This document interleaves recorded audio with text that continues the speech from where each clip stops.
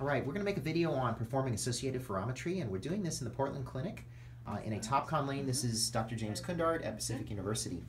So this technique has been developed here by me, and although I prefer to use a Marco digital phoropter with the NIDEX stand, we're going to do it with TopCon one because that's all we have in this clinic right now, and show you how this can be done. It can also be done with a manual phoropter with some modifications. So we have here our intern and our patient who are ready to demonstrate the technique. So we're going to start out with, we have typical default Snellen on the M&S chart on the wall. We're going to switch over to putting in the red-green anaglyphic filters on the digital chart. This can certainly be done with any filters, such as it can be done with polarized if you have an actual projector. So, and we're going to switch the chart to a muscle light of some sort. So that the chart, here's our anaglyphic, of course, bichrome slide. We're going to switch to either the worth button on the remote, should give you a worth dot target. Notice it is blue instead of green because that's a little easier for LCD screens to reproduce. It should cancel with the green filters. So we have the patient's prescription in, and we're going to put in the red-green filters, and they're going to be found, I think if we go to chart number 2 on the touch screen, you'll see there's a muscle light, which doesn't always work with Automatics rod, and then there's the red-green filters, which we now have in the phoropter. There we go. All right, so we're going to do our force choice prism, starting with base in. So we're going to go to the horizontal prism tab, and I think we can do that on touch screen or on the control panel. And now we're going to do, starting with base in, we're going to do one prism diopter steps to find where the break is. No blur, just break. Binocular? Binocular would be best because that'll give us one prism diopter steps. So Becca, tell us when you see 2 going in the base in direction here.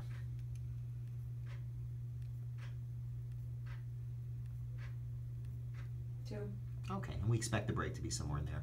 Now, you can get recovery, but certainly blur is not worthwhile when your target is usually here we're using the bottom target, the muscle light part of the worth dot.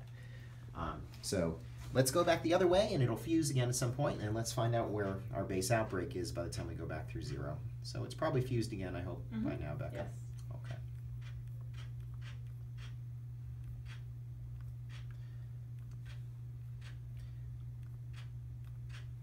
So note we started at what, 5.5 per 2. eye, and there's 2 again.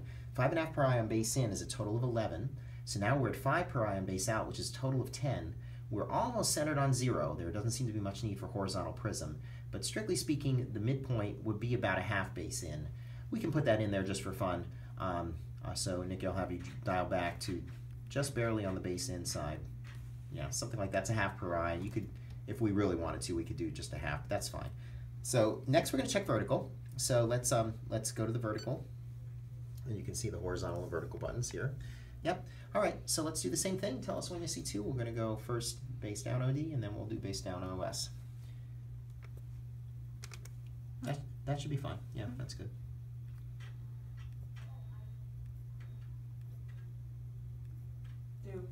Okay, so a total of 4, that would be a 4 right hyper. And let's go the other direction and see where we go. See if it's centered on 0. 2. Okay, and I think that was about 3. So really we're probably at about, the midpoint between 4 and 3 is 3.5 from either side. It's probably about a half base down OD or half base up OS. So we'll do that one precisely just for demonstration purposes. Keep going a little bit there, and one more. And if we unyoke them, we can make it so it's just a half. So if we just do one eye at a time, we can make the other one 0. Yeah, so if we make that one 0, now we're perfectly in the middle. So this patient probably would not need Prism. That would have to be really extraordinary symptoms to want to prescribe it. But we're going to go ahead and finish the technique anyway. We're going to switch our target from the worth dot or muscle light target to threshold Snellen. And often I put the bichrome slide on that, so we can I'll go back here like so, and we'll see if we can get that up on the big chart out in the distance on bichrome. Okay, we're good there. You could put up several 20/20 lines or even smaller if you were so inclined. Something like that looks good to me. And we remove the red-green filters also from the phoropter, or if you're using polarized, those would go. And so now let's do, since we don't have much prism, but let's go ahead and do some force choice, starting with horizontal, and see if we end up at 0 or not. So we'll go back to the horizontal prism. Yeah, again down here. And Becca, tell us which looks clearer and more comfortable to you. 1 or 2? 2. Okay, and we'll go then keep going in that same direction. How about 3 compared to 2? Just 3 or 4. 3, 2. 3. So if we go to 0, then usually on an asymptomatic patient we would stop there. You could of course keep going that direction until we get a reversal if you wish, just like you would with lenses. There's 1 or 2. 2. Okay, so let's check vertical. And since this is small, you can do one eye at a time if you wish. You can do small steps. For best clarity and comfort. There's 1 or 2. 2. 3 or 4. 3 maybe.